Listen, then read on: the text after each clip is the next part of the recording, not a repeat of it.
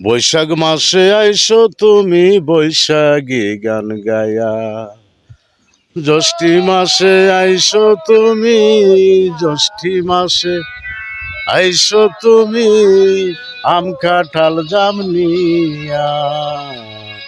বৈশাখ মাসে আইসো বন্ধু বৈশাখী গান গায়া।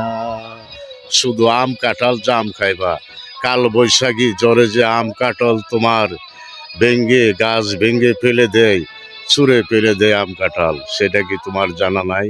তেঁতুল আর জলপাই খাবে না? তোমার জন্য আমি তেঁতুল আর জলপাই নিয়ে আসবো। এই বৈশাখী জ্বরে তেঁতুল পালাইতে পারে না বাতাসে, ঝড় বৃষ্টি বৈশাখী কাল জ্বরে তেঁতুলকে পালাইতে পারে না, তেঁতুল শক্ত আছে। তাই তেঁতুল দিয়ে ও জলপাই দিয়ে আচার করে খেতে পারবা। শুধু আম কাঁঠাল খাইবা? তো বৈশাখী জ্বরে যে আম কাঁঠাল নষ্ট হয়ে গিয়েছে, এবার ধানের ফলন ভালো, বাম্পার ফলন হয়েছে।